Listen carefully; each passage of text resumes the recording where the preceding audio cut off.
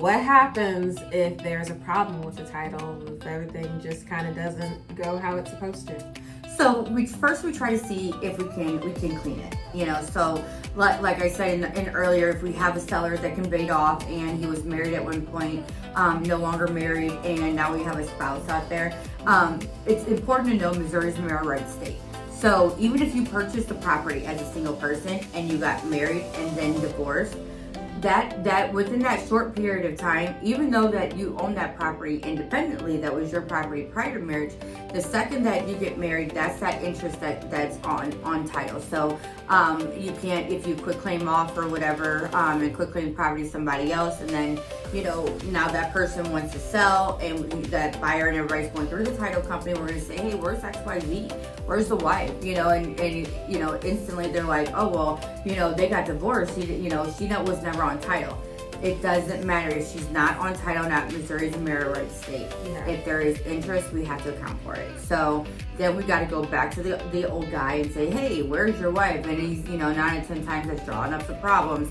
So in a situation where and this is both a three-way loaded situation. We can get the divorce decree, and the judge will rule that who gets the property. So if he was ruled that he gets the property by the judge, we can record the divorce decree, and that does remove her interest off the property.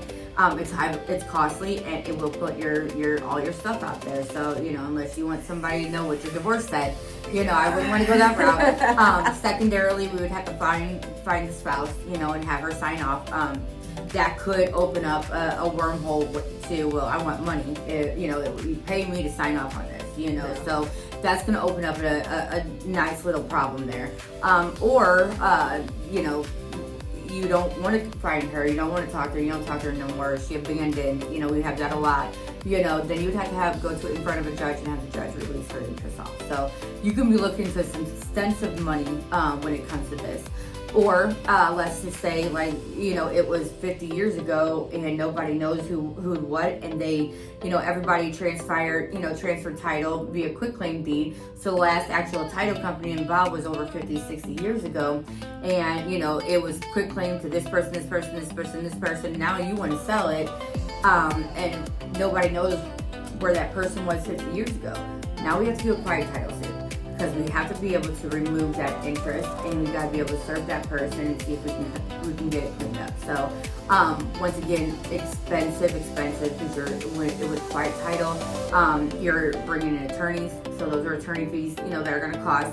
You're bringing in time. Time is money. The longer you hold these properties, the more money it's going to cost. You put a contract, you put the property out there to be sold. You got a buyer on the hand state, so your buyer did their inspection, your buyer did their appraisal, and now you can't close on it because there's somebody's interest that you didn't know of and was never accounted for. So in those situations, especially if you acquire property via quitclaim deed, run a title search. It's called a letter report.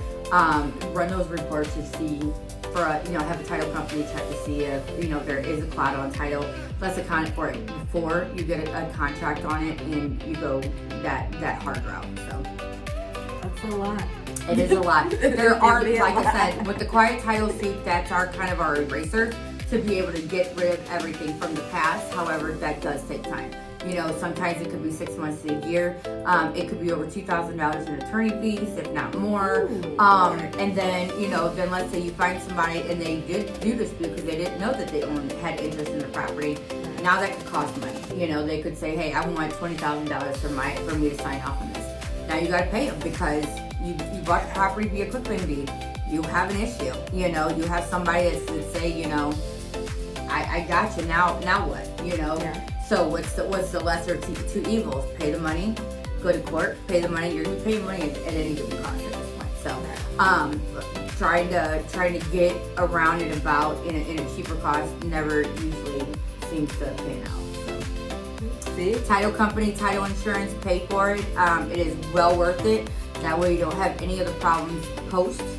Once you close, and if we miss something, that's our responsibility as a title company. That's why you have insurance. Just like with you get roof damage from a storm, you have insurance there, so you pay for somebody to make things right. So let us help you make it right.